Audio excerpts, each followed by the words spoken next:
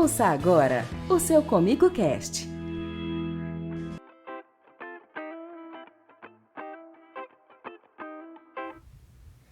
Olá, está começando mais um episódio do Comigo Cast, podcast da Cooperativa Comigo, em mais uma quinta-feira, agora às 17 horas, tá na hora do episódio novo. Eu sou o Pedro Cabral e a gente recebe hoje no estúdio da Comigo o pesquisador do CTC Comigo, Hamilton Nascimento. Tudo bem, Hamilton? Oi, Pedro, tudo bem? O Hamilton veio falar aqui hoje sobre as pesquisas lá do CTC em relação às forrageiras. Mas antes, Hamilton, para quem não te conhece ainda, apresenta pra gente quem é você. Bom, eu sou o Hamilton, eu sou engenheiro agrônomo, mestre e doutor em zootecnia pela Universidade Federal de Viçosa e há pouco mais de 3 anos estou integrando o grupo de pesquisadores da cooperativa Comigo. Eu fico lotado no Centro Tecnológico Comigo e tenho desenvolvido várias pesquisas na parte de forragicultura e pastagem. Hamilton, inclusive a gente está terminando aí o workshop de pecuária. Durante esses 2 últimos dias teve em Iporá e Mineiros, hoje temos em Rio Verde. E quem participou do workshop viu você falando sobre os promotores de crescimento em forrageiras. Para quem está acompanhando o nosso podcast, afinal de contas, o que são os promotores de crescimento para as forrageiras? Pedro, quando a gente usa o termo promotores de crescimento, na verdade eu quis incluir diferentes grupos de produtos que têm sido utilizado amplamente no mercado.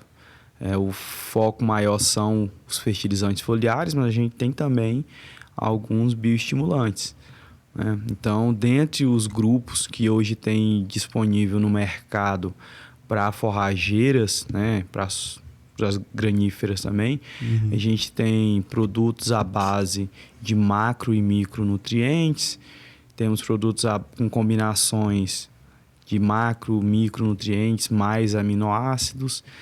Temos combinações de aminoácidos e vitaminas, macro e micronutrientes com aminoácidos mais vitaminas. E temos também produtos à base de reguladores de crescimento, que são os hormônios sintéticos. Então, a indústria hoje tem a capacidade de reproduzir no laboratório o hormônio que a própria planta produz, e quando você entrega para ela esse produto já pronto, você consegue melhorar a eficiência de alguns processos. Então, basicamente, os promotores de crescimento são isso. E lembrando que nesse estudo específico que a gente apresentou os resultados no workshop, a gente não citou, né, não entrou no mérito das bactérias promotoras de crescimento, que é outra linha de pesquisa que a gente tem desenvolvido dentro do CTC, que é outro grupo que por enquanto a gente está tratando de forma separada, e depois vamos, no próximo passo, comparar em uma mesma base, mas ainda não chegou o momento. Então, basicamente é para isso que serve, né? A utilização desses nutrientes, desses fertilizantes foliares, para poder melhorar o desempenho das forrageiras. É um fator que já é bem utilizado na parte de agricultura. Mas por que na parte de forrageiras não é tão difundido assim? Pedro, na verdade, na parte de forrageiras tem crescido bastante, né? As demandas, a adoção dessa tecnologia, mas quando a gente pensa no perfil do pecuarista e do agricultor, na agricultura o perfil do produtor ele é mais tecnificado, ele trata o seu sistema de produção como uma empresa, ele está sempre buscando por altas produtividades, ele quer aumentar a lucratividade e ele está disposto a investir. Então, para a lavoura, já tem-se bem definido para alguns produtos e grupos quais que são os benefícios, né? Qual que é o objetivo da utilização e quais os benefícios que traz para a lavoura. Por exemplo, tem produto que promove melhor enchimento de grão, aumento de peso de grão, né? Previne a abertura de vagem antes do tempo, melhora florescimento. Então, na lavoura já tem isso bem definido. Mas quando você pensa do ponto de vista da pecuária, o pecuário geralmente ele é menos tecnificado, ele está menos disposto a investir e ele tem um certo receio de investir. E, infelizmente, a maioria dos pecuaristas eles buscam uma solução milagrosa. Então, às vezes, acontece do produtor que não faz um manejo adequado da fertilidade do solo, não faz correção, adubação, né, não faz o manejo adequado da pastagem, achar que com a utilização de algum desses promotores de crescimento, ele vai resolver todos os problemas da pastagem dele. E não é bem assim que funciona. Lembrando que para a lavoura, para conseguir alcançar alta eficiência e a eficácia desses produtos, seja para aumentar peso de grão, enchimento de grão, evitar abortamento de vagem, melhorar algum processo fisiológico na planta, essa planta ela já está bem nutrida. Foi feita uma boa adubação na implantação, né? No caso do milho, as adubações de cobertura também.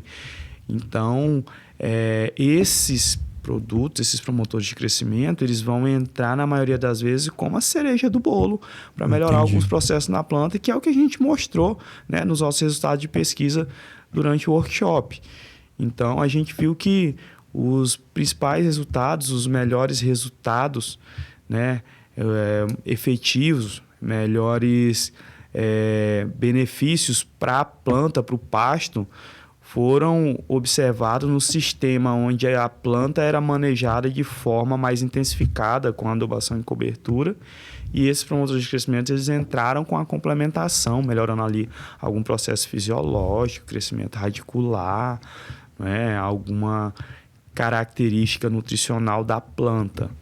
Quer dizer, meio que um impulso, então, para aquilo que já começou bem manejado, bem preparado, ter um crescimento maior, né?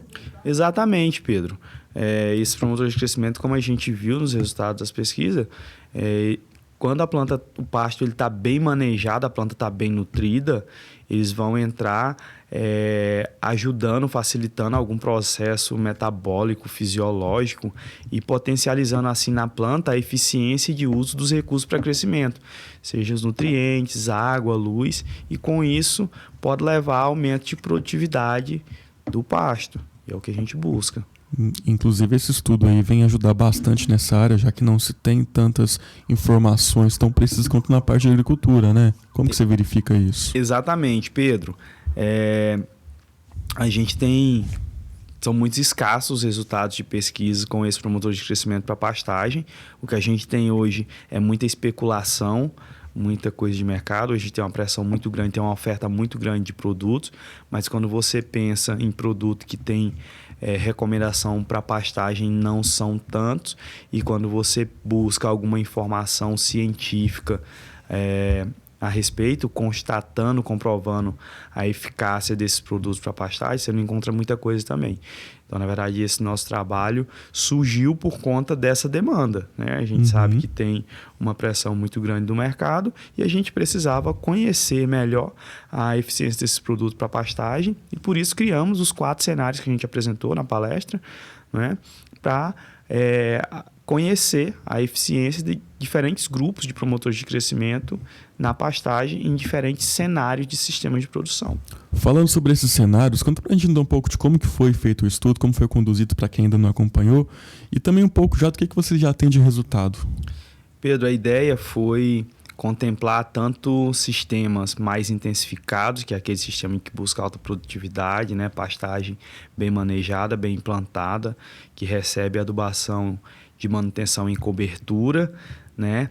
E aquele sistema que a pastagem já foi apenas implantada e não foi feito nenhuma adubação de manutenção, utilizar os promotores de crescimento para ver qual é o efeito nesse sistema, e também diferentes grupos de forrageira. A gente trabalhou com pânico, trabalhou com capinzuri, que é uma forrageira de alto teto produtivo, só que bem mais exigente, e trabalhamos com uma braquiária também, que foi o capim charaés, que o teto produtivo é mais baixo em relação ao zuri, mas também é menos exigente de fertilidade. Então, a gente iria contemplar esses 4 cenários, né? Um cenário mais intensificado com a forrageira mais produtiva, um cenário menos intensificado com a forrageira de alta produtividade e, do outro lado, uma forrageira de um teto produtivo mais baixo, num cenário mais intensificado e num cenário menos intensificado. E a gente trabalhou com esses 6 produtos, né? Esses 6 promotores de crescimento, para avaliar a eficiência e como que eles atuam, agem na produção da planta, na fisiologia, nos aspectos relacionados à produtividade. E como é que foi a produtividade no final de cada uma? Teve muita diferença de acordo com a forrageira, de acordo com o tipo de promotor? Como é que foi? Pedro, na verdade foram 4 experimentos, e dentro desses experimentos a gente observou que para cada cenário Basicamente, todos os promotores de crescimento que foram estudados apresentaram algum efeito positivo para a planta em algum cenário. Mas os melhores resultados realmente a gente observou naquele cenário da forrageira mais produtiva e mais exigente, num sistema mais intensificado. E a gente observou aumento de produtividade de até 17% a 20% com a utilização de alguns promotores de crescimento.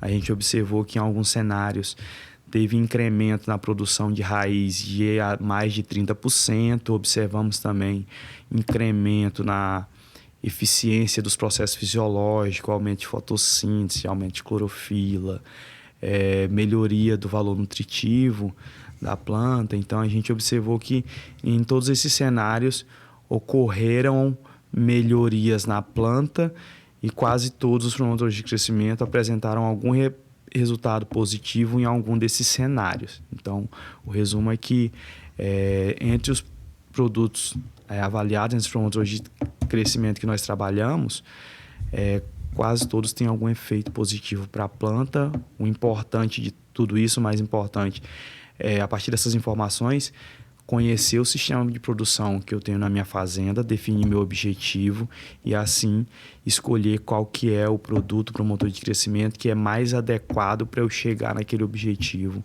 almejado.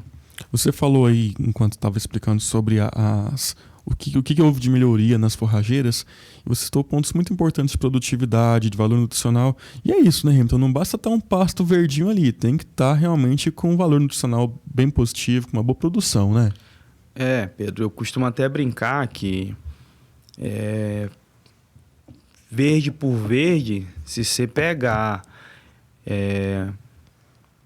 uma tinta verde, colocar num tanque e aplicar no pasto, ele vai ficar verde, mas não necessariamente isso vai trazer melhorias em produtividade e em qualidade. Então, além do aspecto visual, a gente tem que conhecer também os aspectos dos números de aumento de produtividade, dos benefícios que traz para o pasto. Por exemplo, essa questão de melhorar o aspecto visual está mais relacionado à concentração de pigmentos, mais especificamente clorofila. E nesses trabalhos que a gente apresentou os resultados, tem um cenário lá que a gente observou aumento do teor de clorofila, que provavelmente aumentou essa melhoria, né, do aspecto visual, o verde, mas naquele momento não resultou em aumento de produtividade, em melhoria do valor nutritivo. Então a gente tem que lembrar o seguinte: na lavoura, o meu produto é o grão que é colhido. Na pastagem, o meu produto ele vai ser a carne, vai ser o leite, vai ser o bezerro produzido. Então, para isso trazer melhoria para o meu sistema de produção, eu tenho que duas possibilidades. Eu tenho que ter aumento de produtividade do pasto ou melhoria da qualidade do pasto. Então, ficar só verde não necessariamente significa que está trazendo algum benefício positivo para o meu sistema de produção do ponto de vista financeiro e econômico. E esse é o próximo passo da pesquisa? Fazer agora o teste de como que isso vai comportar no pasto? Exatamente, Pedro. Primeiro a gente fez esse primeiro trabalho que foi meio que um screen, que a gente chama. A gente trabalhou com uma maior quantidade de produtos, trabalhou a nível de parcelas, né? Identificamos os produtos que têm maior potencial e o próximo passo é levar isso para o sistema de produção e avaliar não só a parte da pastagem, mas também como que vai ser esse efeito na produção animal, no desempenho, na produtividade e também na rentabilidade do sistema de produção. Bacana. Inclusive, Hamilton, essas informações são muito importantes para o final das contas, que é a rentabilidade e a produtividade. Para quem não acompanha o workshop, ele pode acompanhar essa pesquisa também com todos os resultados anuários, pode visitar o CTC, como que é? Sem dúvida, Pedro. O anuário ele fica disponível na página da Comigo. Então, desde 2018, todos os exemplares dos nossos anuários, tanto de agricultura quanto de pecuária, eles ficam disponíveis no formato digital. Isso facilita muito, porque qualquer pessoa no Brasil e no mundo pode acessar essas informações.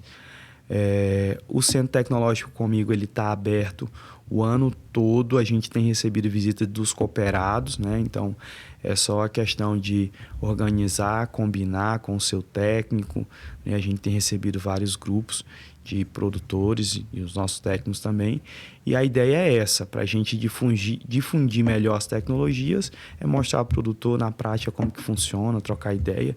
E lembrando, Pedro, que o que embasa as nossas pesquisas do CTC, a maior parte das pesquisas, é claro que sempre a gente tenta antecipar alguma coisa, alguma tecnologia, alguma inovação, mas o principal é a gente tenta manter o equilíbrio e entender o que está acontecendo no campo, quais são as dificuldades do produtor, do nosso cooperado, do nosso técnico, e através disso a gente desenha os experimentos para tentar encontrar soluções para aquela situação, para tentar encontrar respostas que vão facilitar, melhorar o sistema de produção dos nossos cooperados. Tem que vir a demanda para vocês poderem saber ali também o que tem que ser feito, onde que está a principal fonte de conhecimento que eles estão precisando, né? Inclusive o ILP, Integração Lavoura-Pecuária, a gente sabe que é um tipo de atividade que demanda muito do produtor rural saber equilibrar ali a produção de pastagem junto com ali a produção da sua safra principal. O que vocês fizeram de novidade, de pesquisas no CTC durante esse ano, que também está no anuário, sobre essa questão da integração lavoura-pecuária? Pedro, esse ano que a gente veio de inovação na ILP foi trabalhar os pânicos de porte médio e alto. Então, para o pessoal se inteirar melhor, os pânicos são as forrageiras do grupo ali do Mombasa, Tanzânia, que são mais conhecidos com a União.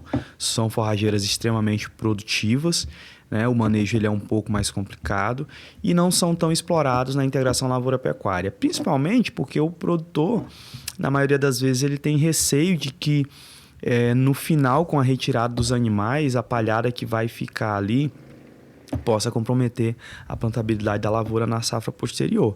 E a gente verificou que não é bem assim. Se bem manejado na etapa da pecuária, mesmo forrageiras de porte alto, como o capinzuri, que é uma das forrageiras que a gente trabalhou esse ano, ele pode, além de proporcionar um resultado bom na etapa da pecuária, no final deixar uma palhada de excelente qualidade que vai garantir um bom plantio da soja na safra posterior. E muitas vezes o produtor tem receio de plantar uma forrageira que é mais produtiva, que tem potencial para deixar uma palhada de melhor qualidade por conta disso. Às vezes tem medo também de ter mais dificuldade em dessecação e tal, mas a gente já tem, inclusive, resultados de pesquisa realizado no CTC, um trabalho em parceria com o Dr. Jameson, que é pesquisador da parte de plantas daninhas do CTC. A gente trabalhou com curva dose-resposta para 11 graminhas forrageiras, entre elas curva dose-resposta do glifosato, para dessecação. Entre elas a gente trabalhou pânicos, braquiárias híbridas, e a gente encontrou ali os pontos críticos, a dose ótima para ter uma alta eficiência de dessecação. Então, assim, a informação a gente tem, só precisa aplicar no campo, e a gente viu que realmente essas forrageiras elas têm potencial não só para as pastagens permanentes, mas também para a integração lavoura-pecuária. E algumas vezes o produtor tem esse receio porque pensa naquele sistema, por exemplo, o São Mateus, que você pega, planta a lavoura 1 ano, fica 2 anos de pastagem e depois volta para dessecar. Então, nesse período maior, é claro que o pasto vai perfilhar mais, as touceiras vão ficar maiores, você vai ter maior dificuldade em dessecação e pode sim comprometer a plantabilidade. Mas pensando no modelo que a gente tem utilizado na maioria dos sistemas de produção com integração lavoura-pecuária, que é o que a gente chama de Santa Fé, que todo ano planta a lavoura na safra e na safrinha vem com a pecuária, no momento que você planta a pastagem, que vai ser ali entre fevereiro e março, já está cortando as chuvas, então a planta não vai ter tanto estímulo para crescimento, que vai faltar água, aqui na região esfria um pouco também. Então, se bem manejado, o ponto-chave aí é o momento de entrada dos animais na área, não pode deixar o pasto passar muito, você vai ter uma alta eficiência de colheita pelos animais, alta produção de folha, e no final você vai deixar um resíduo de qualidade, com alta quantidade de folha também, e vai conseguir dessecar não com tanta dificuldade e vai ter uma palhada de qualidade, recobrindo e protegendo o solo. O segredo, então, para ter o equilíbrio é o manejo. É o manejo, sem dúvida. E quanto também outro assunto que tem surgido bastante o interesse, que ainda não é tão difundido, mas que tem sido uma alternativa, é a silagem de capim ao invés da silagem de milho. Vocês têm feito pesquisa também sobre isso, verificado novas forrageiras que podem ser mais adaptadas para silagem? Como que é? Isso, Pedro, a gente trabalhou, fechou o primeiro ano de um experimento A gente trabalhou com 8 forrageiras, avaliando diferentes intervalos de corte e o potencial para a produção de silagem de capim.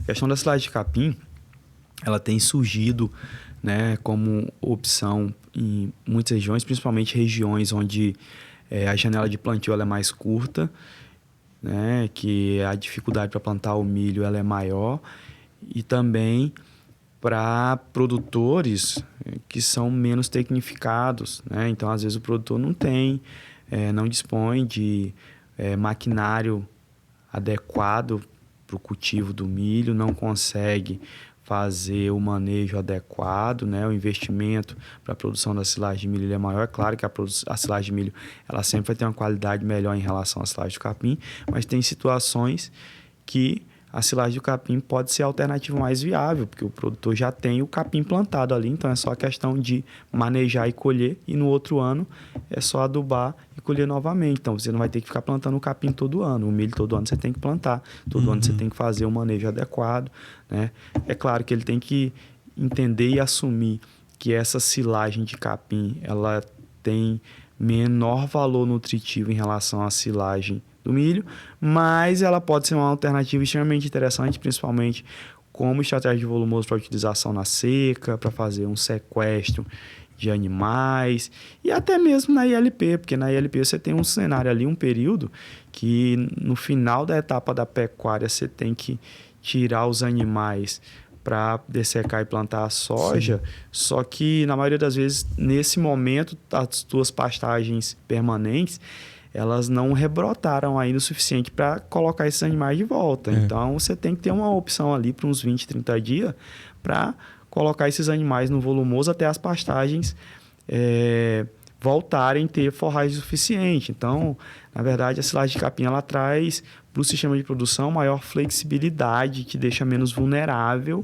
às sazonalidades climáticas. Então, por isso que tem crescido bastante essa questão, né? É claro que você tem que ter mais cuidado em relação a alguns aspectos, como o ponto de colheita, utilização de aditivo, tamanho de partícula, assim como você tem que ter cuidado com a silagem de milho, né? Mas é uma tecnologia que tem grande potencial para a região. E a gente tem várias forrageiras aí, agora a gente tem resultado de pesquisa com algumas recomendações de forrageiras, então tem várias opções de forrageiras que podem ser ensiladas, sim. Dá para citar alguma delas assim, mais eficaz nesse sentido? Entre os pânicos a gente tem aí o Zuri, tem o Tamanhe, entre as braquiárias tem algumas opções de híbridos também, né? Tem as brisantas, Piatã, Charaés, Braúna, Paiaguás. Então, qualquer um desses materiais bem manejado pode ser ensilado e pode dar uma silagem de excelente qualidade. Claro que respeitando, né, todos os aspectos que são as recomendações do manejo, da colheita, da compactação e utilização dessa silagem para os animais. Com certeza é muita informação útil para o cooperado, para o agricultor, que ele pode verificar no anuário, né? Então a gente agradece a participação aqui. A gente pede que você faça esse convite então para conhecer mais o trabalho do CTC e deixar suas considerações finais. Obrigado, Pedro. Agradeço a equipe da Ascom, da Comigo, que sempre realizando um trabalho impecável, né? Então, a criação do Comigo Cast, eu acho que traz para a gente um contato melhor com o produtor, é mais uma opção de levar informação para o produtor. E, como eu falei anteriormente, a gente faz pesquisa 365 dias do ano. As nossas portas estão abertas para os nossos técnicos de cooperado o ano inteiro, né? Para a gente é sempre uma grande satisfação recebê-los para conhecer nossos experimentos, conhecer nossos resultados. Os nossos resultados de pesquisa, além da apresentação durante os workshops, eles estão todos na página da Comigo, no formato digital, então qualquer um pode acessar, pode ler os nossos artigos e, tendo dúvida, pode ligar para a gente, mandar e-mail, conversar, que a gente está à disposição. Muito obrigado e fica aqui o convite, né, para quem quiser conhecer melhor o nosso trabalho lá no Centro Tecnológico Comigo. Obrigado, Hamilton. É isso aí. A gente também está sempre de portas abertas aqui para as novidades lá do CTC, viu? Precisando é só vir aqui gravar com a gente. Muito obrigado, Pedro. Pessoal, esse foi mais um episódio do Comigo Cast. Agradeço pela sua audiência até aqui.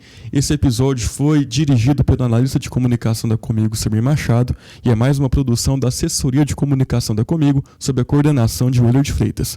Você confere esse e outros episódios nas principais plataformas de streaming, também no nosso canal no YouTube, e todas as novidades da Comigo estão nas nossas redes sociais. Basta seguir @cooperativa Comigo. E no site da Comigo também tem os podcasts, os anuários do CTC e todas as informações da cooperativa de contato e tudo mais. É só acessar comigo.coop.br. Eu te vejo no próximo episódio do Comigo Cast. Até a próxima. Tchau!